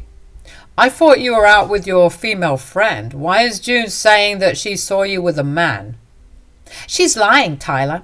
She's just lying to ruin my reputation. She is upset at me and is trying to take out her anger at me by lying." "So you're saying that there is no way June saw you with a man? Or that you never went there with a man?" "Absolutely, Tyler. I always knew June was a big liar. I bet she's lying about the man she was with too. Maybe she is having an affair with him." I couldn't believe that even after everything she was saying that I was a liar. It was absolutely ridiculous because she was the one cheating and not the other way around. I was so mad that I couldn't stop myself from questioning her about the man. I knew there was a possibility that Allie and Tyler had an open relationship or something. But Tyler's reaction and Allie's shameless lies made me suspect that she was indeed cheating on my father-in-law. At that moment, I knew I had to tell everyone the truth about Allie. I didn't want Tyler to unknowingly get cheated on, so I looked at Allie and said, "I can't believe you're trying to paint me as the villain again. Despite all the explanations, you are still calling me a cheater. Maybe you are just projecting on me, Allie." "Listen to me, June. I will tell everyone that you're lying. I will not let you ruin my reputation or my marriage." "That's funny coming from you, Mom. You didn't think twice before accusing my wife of cheating. How do we know you were not the one lying?" "She has absolutely no proof that I was with some strange man. This is ridiculous. She can't prove it because it's a lie." So that's what was making her so comfortable in lying and then accusing me of doing the same. She thought that I didn't have proof of her lies. Allie thought there was no way I could convince everyone that she was doing something wrong. But she was mistaken, since I did have proof of what she was doing. I smirked at her and said, "Actually, I do have proof that you were with some man, Allie. I have plenty of pictures of you being super cozy with someone." "What? Do you have pictures?" "Why are you stammering now, Allie? I thought you said June was lying. You stuck to your version of going out with a female friend. June, do you really have proof?" "Yes, I do, Taylor. She isn't the only one who took pictures at the cafe. I did too, and I can show them to you right now." "Yes, I would like to see that, June. I'm curious to know who is actually lying." "There's no reason for that, Taylor. Don't you trust me? I'm telling you there was no man." "You don't get to make those decisions for me, Allie. If you have nothing to hide, you have no reason to worry. June, show us what you got." Allie tried to protest and stop me from showing Taylor any pictures. She even started to cry and accused Taylor of not believing her or doubting her. But everyone could see that Allie was crying because she knew she had been caught. Taylor remained stoic as I handed him over my phone and showed him the pictures. His eyes shot up to the sky when he saw the pictures I took. Taylor immediately whirled around and gave Ali the most shocked look I have ever seen on anyone. He then said, "What on earth is this, Ali?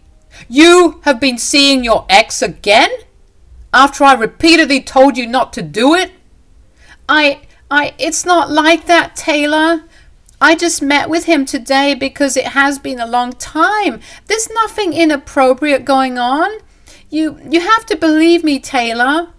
How do I believe you when I can see you hugging and kissing your ex? You did this again, Ali. Now I'm sure there was something inappropriate going on when I first caught you. My husband and I were stunned to hear what Taylor just revealed to us. Apparently this wasn't the first time Ali was caught doing something inappropriate. The man she met up with was her ex, and she had some kind of an inappropriate relationship with him even after being married to Taylor. We were in shock. Zane was so much more shocked that he said, "What? Mom had done something like this before?" "Yes. I'm sorry to say this, but she has sent inappropriate texts to him before when we were married. When I discovered it, she cried and said that it was a one-time mistake and they didn't do anything. I had been stupid enough to believe it and give her a chance. Looks like I was wrong. She had been cheating on me with him." "Oh my God, Mom, how could you do this? Then you accused my innocent wife of being a cheater?" June was right. You were just projecting because you have been cheating yourself. No, I'm not cheating. I swear I'm not cheating. I was just doing this as a friend. There was no cheating involved. Is that so, Ali? Then show me your phone. And God help me if I see you deleted all texts between the two of you. What? You want my phone? Yes, give me your phone right now so that I can see what you did. If you don't show me your phone or confess, I will leave you. Ali started to increase her crying at that. She was borderline hysterical the moment Taylor talked about leaving her. She begged and pleaded with him not to do that to her. Taylor remained unmovable and only kept asking to see all the texts between her and her ex. In the end, Ali ended up confessing everything. She was indeed having an affair. She had an affair the last time Taylor had caught her. But she got scared and broke things off with the guy immediately. Then apparently they had reconnected when the ex moved to their new city and the two started their affair again. I was disgusted by Ali and heartbroken for Taylor. He had been cheated on and betrayed by his wife, who he loved a lot. It was simply incredibly painful to see him crushed like that. Ali, like the stupid woman she was, kept crying and asking Taylor for forgiveness, and Taylor remained silent for a while, trying to process what he had just heard. Even Zane was having a hard time digesting what his mother had said. My mother-in-law kept crying hysterically and said, "Please forgive me, Taylor. This will never happen again. I swear on my life."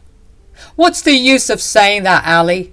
You said the same things last time and you still went back to that ex of yours. Why should I believe you?" "I won't do this again. This time I will be the perfect wife, Taylor. Please, just forgive me this time. Zane, please tell your father to give me a chance. I can't live without him." Ali tried to recruit Zane to her team and use him to manipulate Taylor. She thought that maybe her son would take her side and support her. After all, no one wants to see their parents divorced, right? Well, Ali was kind of banking on this, so she didn't expect my husband's answer. He said, "Why should I do that, Mom? You should have thought about the consequences of your actions long back. Didn't you just tell me to leave my wife because she is a cheater? Why don't the same rules apply to you?" "I'm sorry for what I said, Zane. I'm really sorry. Yes, I was just projecting, but I was truly looking out for you, son. I made some stupid assumptions. I'm sorry. I will even apologize to her." "Oh, no, Ali. I don't want a fake apology from you just because you got caught while trying to ruin my marriage. I will support whatever Taylor decides. He deserves someone who truly loves him and not a cheating wife like you. Allie was verbally attacking me because I chose to support Taylor instead of her. Why would I want a nice man to be shackled to a cheater like her? Even Zane didn't want to speak on behalf of his mother. My husband was right. She was the one who said cheaters shouldn't be given a second chance. She had a second chance and blew it anyway. The double standard that Allie was displaying was truly laughable. How dare you say that, June? Are you trying to break up my marriage? Don't blame my wife for your actions, Mom. She isn't doing something that you didn't do to her. In fact, she did the right thing by exposing you so that we would know the kind of cheater you are. Just like June, I will also support Dad in whatever he decides. What? You will support him too? Yes, I will support him. Dad, I would actually suggest that you leave her. You gave her a chance and she blew it anyway. I don't think she will ever change. You do deserve better. You know what? You're right, guys. June, thank you for opening my eyes and telling me the truth. I do deserve better. I think I will proceed with a divorce. I will get a lawyer involved soon. We're done, Allie. I'm never forgiving you again. Those were some of the last words Taylor said to his wife that day.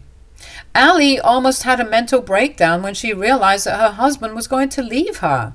She kept begging and pleading, groveling at Taylor's feet. She kept on making a scene until all three of us were tired of her drama, so Zane took the initiative to kick her out. Allie did refuse to leave, but I threatened to call the cops, and that had her out fairly soon. In the events that followed, Allie ended up being kicked out of her home. It was Taylor's ancestral home that he got from his parents, so Allie had no claim to it. She was forced to find accommodations at her friend's place, and she didn't have many friends anyway since they refused to talk to her anymore. We stay in a rather conservative town where cheating is considered a big sin. So naturally, a lot of people judged Allie and isolated her. Even at work, she was being ostracized and there was nothing she could do. Taylor and Zane had gotten immune to her tears, so no one came to her rescue. Taylor and Allie did get divorced in the end. Allie tried to fight, but her lawyer shut her down as soon as he was informed that infidelity was involved. In the end, they made out an out-of-court settlement because Allie didn't have money for a court case. Taylor has been freed from that disgusting human being and is actually happier than before. Zane and I have decided to go no contact with his mother because of her antics against me and the cheating. We were done and didn't want any more drama in our lives, so Allie ended up nuking her marriage while trying to mess up my life and end my marriage. Karma does come back, guys, to haunt you. Always remember that. Hi guys, this is Laura, and you will learn about what my nasty husband did to me. He had a great plan of leaving me and marrying his beloved mistress. That was foiled in the end by none other than yours truly. But before I tell you what he did, let me tell you how I discovered his affair. Jake and I were married for a little over a year when I discovered his affair. Jake and I met through mutual friends and started to date pretty soon. At that time, Jake was actually a great man and treated me with love and respect, so I had no idea that our marriage would end up in a disaster. The problems in our marriage started when Jake's childhood friend Tiffany came back home after staying abroad for a few years. I never thought she would be a problem until I actually met her. At a dinner we had together, I saw her being too clingy and touchy with my husband. I was immediately uncomfortable and told her so, and that's when she smirked at me and said, "What makes you think you have any right to tell me what to do?" "I'm Jake's wife, so you will respect my boundaries in my home, Tiffany. He is not single anymore." "Oh, please, Laura. The only reason he was single for you was because I broke up with him and left the country." "Wait. What? You two dated in the past? Jake, why didn't you tell me about it?" "What did you want me to say? Yes, we dated and ended things when she moved abroad." You know what, Laura? Jake would have been mine if I hadn't moved. I came back to him, but I see that he is already married. Still, it can never be too late, right? So you better watch out. Tiffany's words didn't sit right with me. It had already been 2 months since she came back, and that was the first time she was meeting me. Before this, Jake met with her alone and with friends, and I was now getting uncomfortable with that as well. Jake sussed Tiffany, but didn't actually put any boundaries between them. After Tiffany left, Jake and I had a big fight about this, and later he promised to put some boundaries between them and stay away from her. I was happy with the outcome because I hadn't expected my husband to sneak out and cheat on me with her. At home, he was pretty loving with me, so I had no doubts. I only found out about the affair when I came across 2 plane tickets to Hawaii. Guess whose name was on those tickets? You're right. It had Jake and Tiffany's names on it. I was immediately hit with the wave of reality that maybe Jake was cheating on me. I immediately started to cry and called Jake to scream at him. Jake didn't even sound affected and told me that we would talk when he got home. I waited for him, all the while crying and panicking. Jake did come home, but he brought along his mistress, Tiffany. It all felt so surreal that I didn't know what to say. So Jake and Tiffany did all the talking. So you found out about our relationship. Good to know, Laura. I was wondering about how to tell you. Yeah, it was unavoidable, you know. Jake and I are meant to be together. How could you do this to me, Jake? I thought you loved me. I did love you, but Tiffany's more important to me. She always has been. I already warned you, Laura. You should have listened to me. Jake would always belong to me. Now, he's taking me on a grand vacation to Hawaii to make up for all the lost time. You are really taking her to Hawaii, Jake? How can you be so calm about this? What about me and our marriage? I was crying hard while Jake and Tiffany seemed to be absolutely made of stone. My husband wasn't even apologetic. In his most robotic voice, he told me to just deal with it and said, I need you to vacate my house before I return. I don't want to hear any excuses from you, Laura. By the time I come back, you will be leaving my house. Yes, you already mooched off your husband enough, Laura. It's time for you to move out and find someone else. This one is mine now. That's right, Tiffany. I'm yours now, dear. Don't worry, I will end my marriage right away and marry you. We better do that soon, Jake. I'm tired of being just your girlfriend. I want to marry you too. This is the start of our new life, Tiffany. I'm already taking you on a grand vacation. When we return, my stupid wife will be gone. You heard that, Laura. I really do expect you to be gone from the house when I come back. I stood there with a pretty shocked expression on my face as Jake and Tiffany were lost in their own world. Now that they had been caught, they were pretty open about their affection for each other. There was no hiding anymore. They even kissed right in front of me. I hadn't expected this at all. I thought maybe Jake would show some remorse, but no. He was just boasting about his affair instead of begging for forgiveness. And he was ordering me to leave the house before he came back with his mistress. The two had an elaborate plan about how they would start a new life in my marital home. My head was spinning with everything that was happening right in front of me. I was literally starting to feel nauseous because of what my husband was saying and doing. Since Jake and Tiffany weren't looking like they would stop any time soon, I simply said, Fine, I will empty this house before you come back. You want to divorce me, right, Jake? I will let you do that as well. I see that you're not putting up a fight. Good to know, Laura. Fighting won't do you any good anyway. Yes, Jake, I know that already. Besides, I'm not someone who shamelessly stays in a marriage after being cheated on. So you don't have to worry, Jake. I will not pressure you to stay with me. I said those words and left the room crying. I immediately started to pack my stuff. because staying in the master bedroom would be impossible for me. I needed some space to come to terms with everything and to find a way out of this mess. I cried all night, curled up on the floor or the guest room. I could hear Jake talking on the phone with Tiffany and making plans about how they would start their new life. They were taking a grand vacation to Hawaii for 2 weeks and would come home together to my marital house. It was all planned out. I felt sick and cried my heart out at what my life had become. When the next day came, I was feeling much better. The grief had actually subsided and was replaced with shimmering anger. You know, after you have a good cry, you start to look at things from a fresh perspective. My ego and respect were hurt, and instead of being sad, I should be feeling angry. Jake's attitude towards this whole thing wasn't helping either. He was still as nonchalant as ever and not willing to show any remorse. He left for work early and didn't even have breakfast at home. I was pretty sure he was out with his mistress having breakfast before the office.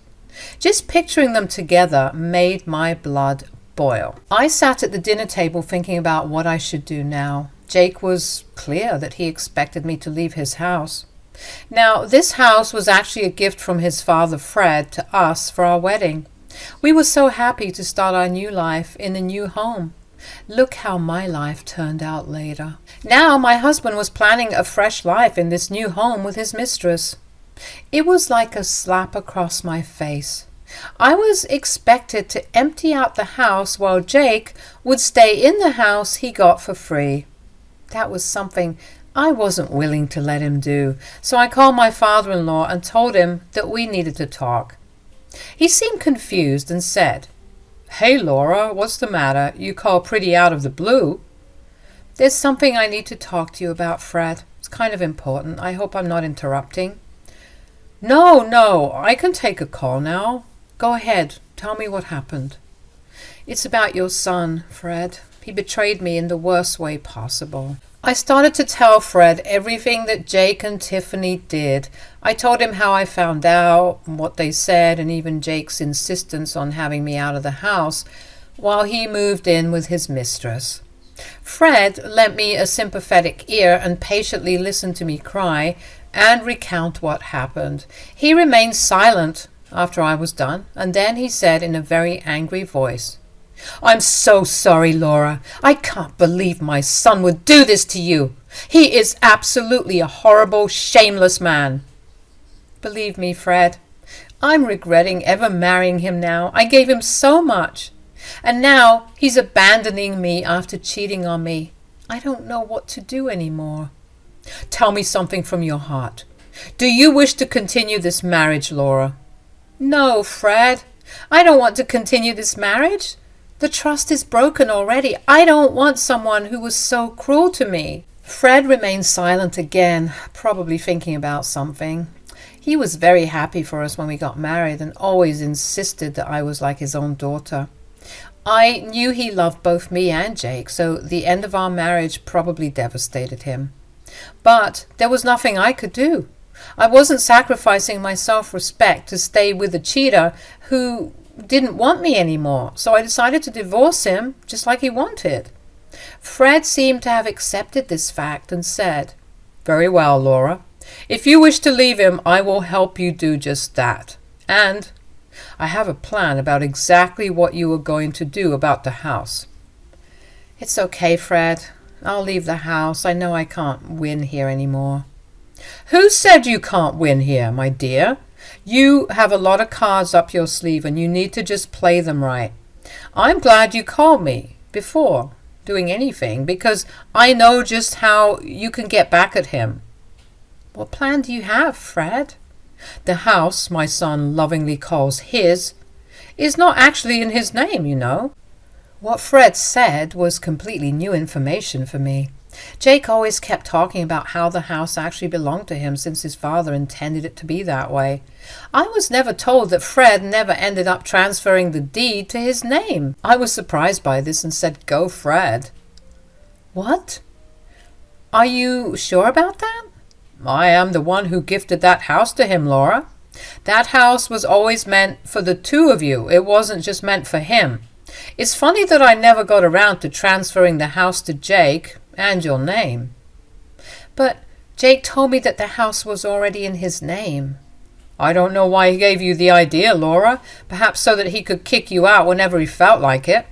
Jake was actually the one who told me to hold up the deed transfer. I didn't know what his problem was. I guess he wanted it to be in my name so that you don't get to keep half in a divorce." God, my son really did plan this like a psycho. So that was another thing Jake was lying about to me. My husband is one of the worst human beings that I had the misfortune of knowing. I was also pretty mad at myself that I wasn't able to gauge his character correctly. "I can't believe this, Fred.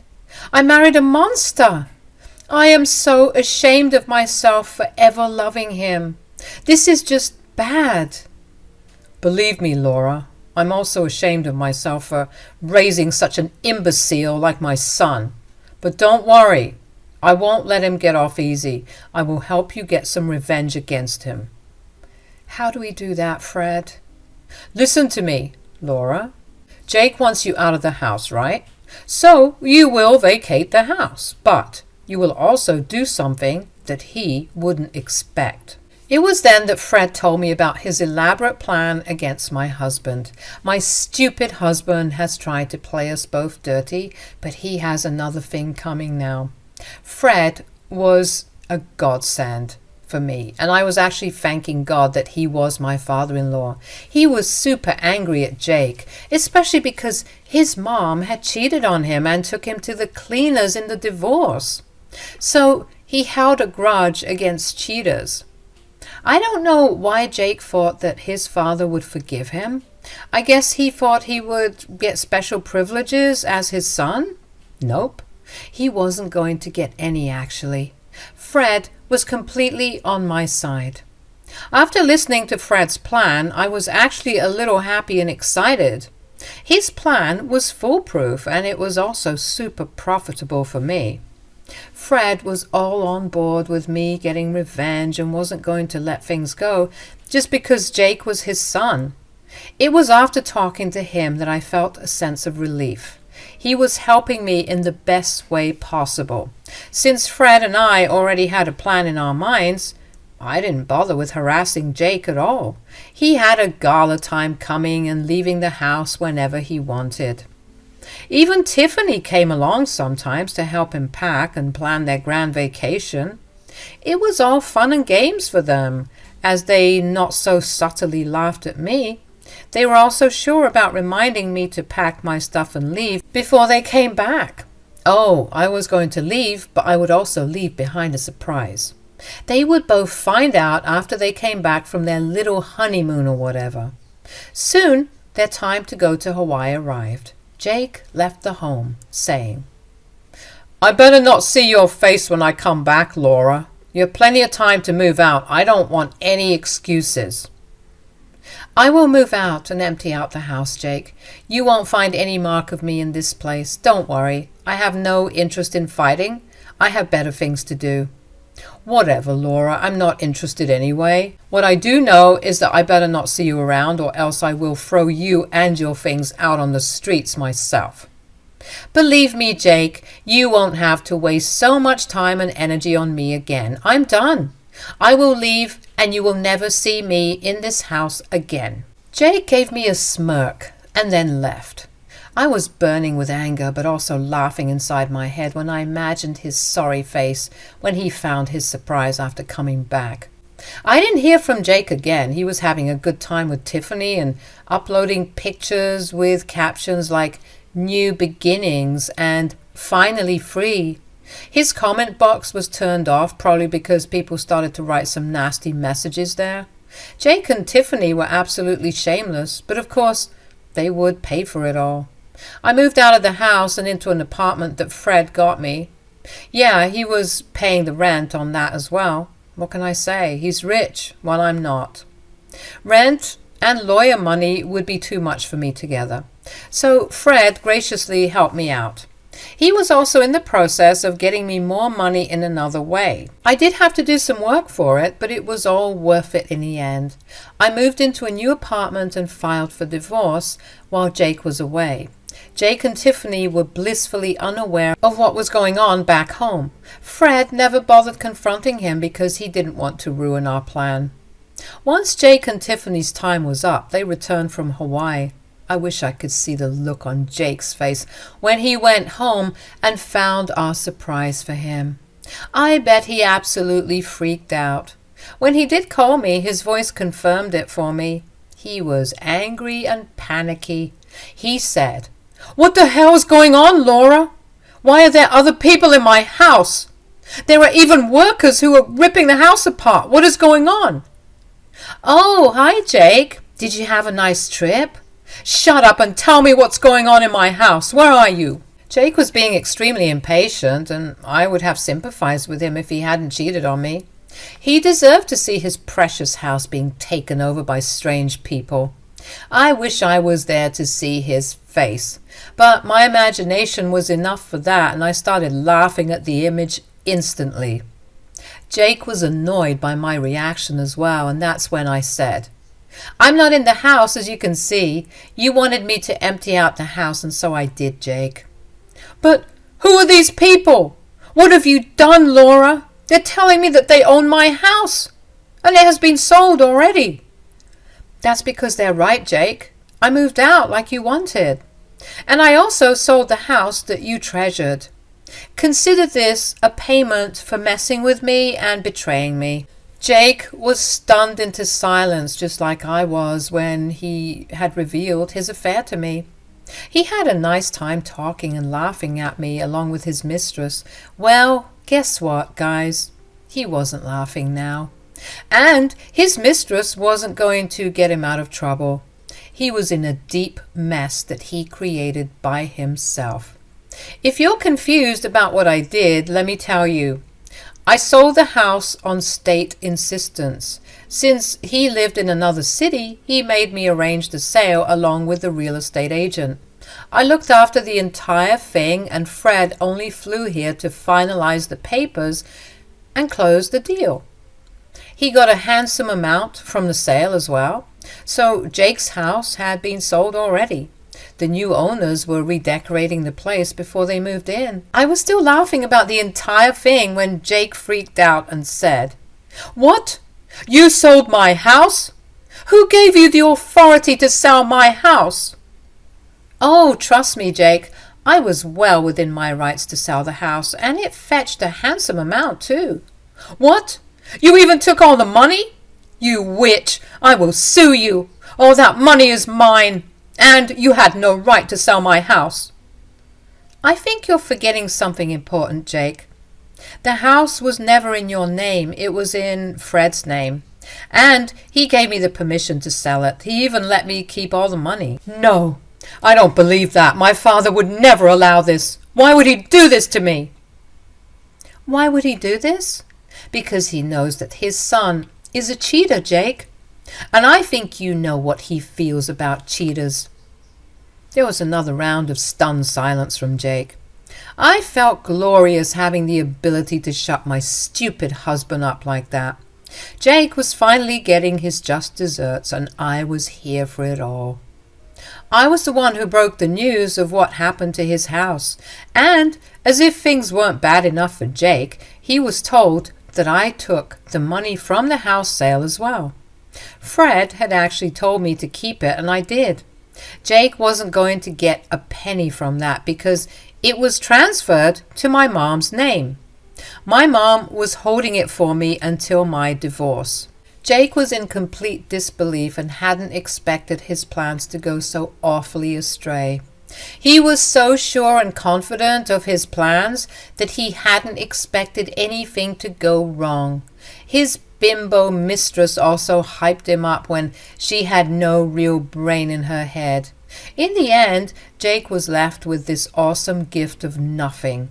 His voice started to shake when he said, "What? You told my dad everything?" "Had you expected me not to, Jake?" That's rich of you.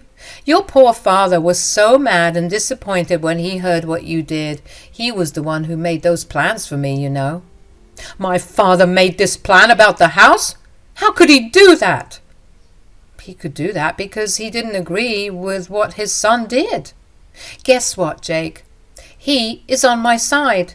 You will find out once you talk to him. Have fun telling him about Tiffany because he's not happy.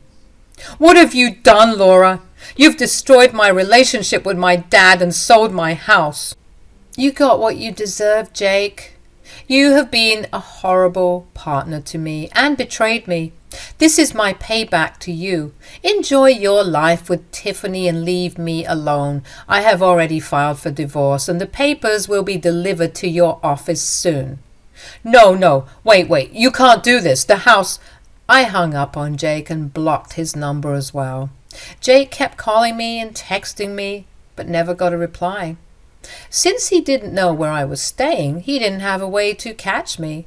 I had also joined a new company that he didn't know about. Jake and I would only see each other at court now. There was no way he was getting back the house or the money from the sale. Jake tried his best to get in touch with me. He tried going to friends who promptly kicked him out because they were disgusted with his actions. He couldn't go to Tiffany's place because she was getting kicked out of her parents' house too.